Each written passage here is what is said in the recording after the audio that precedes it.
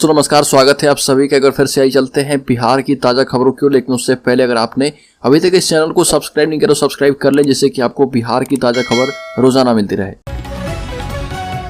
सबसे पहली बड़ी खबर, मधेपुरा में बेटे ने पत्नी के साथ मिलकर की मां की हत्या, गला रेतकर मार डाला। मधेपुरा में एक सनकी बेटे ने अपनी पत्नी के साथ मिलकर मां की गला रेतकर हत्या कर दी। मामला मधेपुरा सदर अनुमंडल क्षेत्र के मुरलीगंज प्रखंड अंतर्गत नाढ़ी पंचायत वार्ड नंबर 11 के रहटा गांव का है। आरोपी की पहचान संतोष यादव के रूप में की गई है। वहीं मृत महिला का नाम सिरैया देवी है। मिली जानकारी के मुताबिक 2007 में पिता ने बेटे का अरेंज मैरिज करवाया था, लेकिन 2008 में आरोपी ने दूसरे से लव मैरिज कर लिया, जिसके बाद संतोष की पहली पत्नी पिता के साथ ही रहने लगी और इसलिए बेटे ने 2011 में पेट्रोल छिड़ककर पिता को भी जिंदा जला दिया था। घटना के बाद बेटा और बहू दोनों फरार है। मोतिहारी जिले में एनआईए टीम की छापेमारी, 2 को हिरासत में लिया गया। मोतिहारी में एनआईए की टीम छापेमारी कर रही है। ये छापेमारी जिले के चकिया मेसी क्षेत्र में कई जगहों पर चल रही है। छापेमारी के दौरान 3 संदिग्ध युवकों को हिरासत में लिया गया है, जहां अब उनके साथ पूछताछ की जा रही है। एनआईए की टीम ने प्रतिबंधित संगठन पीएफआई के राज्य सचिव रियाज अहमद के घर पर छापेमारी की और वह चकिया थाना क्षेत्र के कुआवा गाँव के रहने वाला है। मेसी थाना के इमाम पट्टी से भी कुछ संदिग्ध युवकों को उठाया गया है। फिलहाल किस मामले में ये छापेमारी की गई है, इसका पता नहीं है। बारां जिले में ठहरेगी संपूर्ण क्रांति सुपरफास्ट एक्सप्रेस। सांसद आरके सिंह ने हरी झंडी दिखाकर किया रवाना, रेल मंत्री को धन्यवाद दिया। आरा में देर शाम केंद्रीय ऊर्जा मंत्री सहारा के सांसद आरके सिंह संपूर्ण क्रांति सुपरफास्ट एक्सप्रेस के ठहराव कार्यक्रम में पहुंचे। दरअसल आरा रेलवे स्टेशन पर संपूर्ण क्रांति सुपरफास्ट एक्सप्रेस के ठहराव कार्यक्रम में आरके सिंह ने आरा में नहर की पक्कीकरण के काम में रुकावट को लेकर नीतीश सरकार को दोषी बताया। केंद्रीय मंत्री ने कहा कि जिले में नहर के पक्कीकरण का काम रुका हुआ है और ये भी बताया कि नहर के पक्कीकरण की फाइल नीतीश सरकार के पास है। नवादा में 7 फरवरी को लगेगा रोजगार मेला। आईटीआई मैदान में होगा आयोजन। कई कंपनियां होंगी शामिल। नवादा श्रम संसाधन विभाग के द्वारा 7 फरवरी को संयुक्त श्रम भवन सरकारी आईटीआई नवादा के प्रांगण में 1 दिवसीय रोजगार कैंप का आयोजन किया जाएगा। इस कैंप में डीएसईटीएस कंपनी के द्वारा पॉली मेडिक्योर लिमिटेड कंपनी के लिए 200 अभ्यर्थियों का चयन किया जाएगा। सभी पद केवल पुरुष आवेदक के लिए हैं।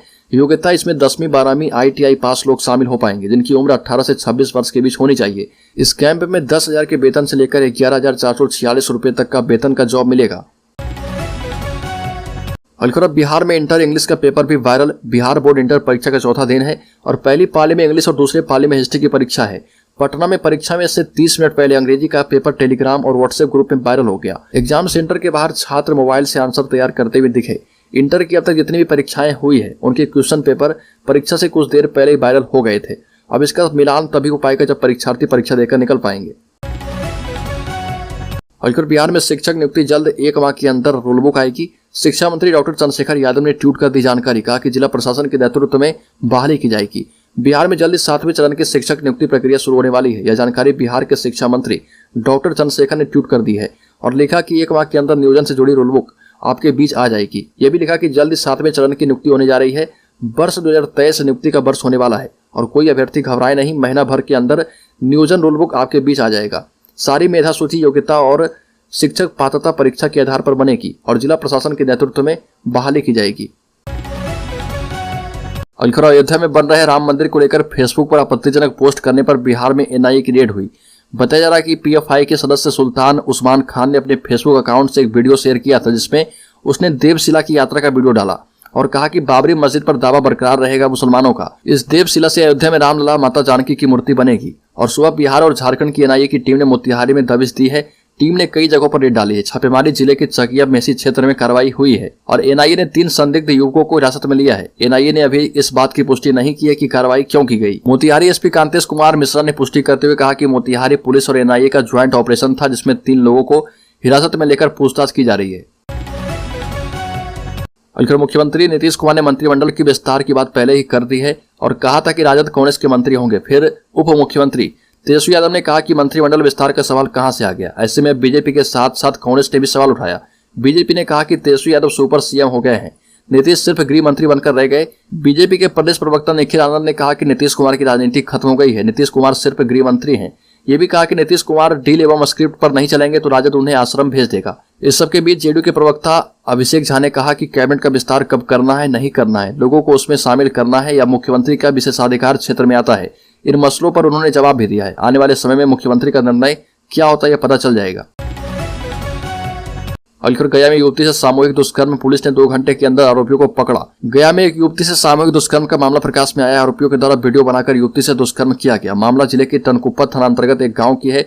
मिली जानकारी के मुताबिक पीड़िता के द्वारा लिखित आवेदन के मुताबिक विगत 29 जनवरी को बाजार से घर लौट रही थी। तभी गांव से कुछ दूर पहले आहर के पास गांव के अभियुक्त कमलेश सिंह और पिंटू चौधरी ने जबरदस्ती वीडियो बनाते हुए दुष्कर्म किया। वहीं गया पुलिस त्वरित कार्रवाई करते हुए सूचना मिलने के 2 घंटे के उपरांत छापेमारी कर कांड के प्राथमिक अभियुक्त कमलेश सिंह और पिंटू चौधरी को टनकुप्पा से गिरफ्तार कर लिया है। और राज्य में पुरानी व्यवस्था होगी खत्म, जिला ही होगा शिक्षकों का कैडर। 2 लाख से अधिक शिक्षकों की भर्ती। अब आयोग से नगर निकाय पंचायतों का अधिकार खत्म हुआ। फर्जी सर्टिफिकेट के आधार पर कई शिक्षकों के बहाल होने की फजीहत झेल रहे शिक्षा विभाग ने अब शिक्षकों की नियुक्ति की पूरी प्रक्रिया बदलने का निर्णय कर लिया है। पहले यह नियुक्ति पंचायत और नगर निकायों की 9222 नियोजन इकाइयों के माध्यम से होती थी, लेकिन अब शिक्षकों की नियुक्ति आयोग यानी बीपीएससी, बीएससी या विद्यालय सेवा आयोग संभावित के माध्यम से होगी। शिक्षा विभाग ने शिक्षक नियुक्ति रूलबुक 2023 का प्रारूप लगभग तैयार कर लिया है। नई रूलबुक से बहाल शिक्षकों का कैडर जिला होगा और इससे शिक्षकों के स्थानांतरण और सर्टिफिकेट के रखरखाव की समस्या नहीं होगी। शिक्षकों पर शिक्षा विभाग का सीधा नियंत्रण हो पाएगा। और बिजली बिल ज्यादा आ रहा तो परेशान ना हो, पूरे बिहार में होगी जांच। नीतीश कुमार का बड़ा फैसला। पूरे बिहार में कई जगहों पर बिजली उपभोक्ता की ज्यादा बिल आने से परेशान है। अब सरकार इस मामले की जांच कराएगी। इसे लेकर मुख्यमंत्री नीतीश कुमार ने मुख्य सचिव समेत तमाम संबंधित अधिकारियों को निर्देश दिया है और कह दिया कि कहीं भी इस तरह की गड़बड़ी नहीं होनी चाहिए। अररिया जिले में समाधान यात्रा के दौरान मुख्यमंत्री से स्थानीय लोगों ने अधिक बिजली बिल आने की शिकायतें की है। इसके बाद उन्होंने यह निर्देश दिया। नीतीश कुमार ने कहा कि डीएम को आदेश दिया गया है। सबको ये कहा गया कि पूरे तौर तरीके से देखें कि क्यों इस तरह का बिजली बिल आ रहा।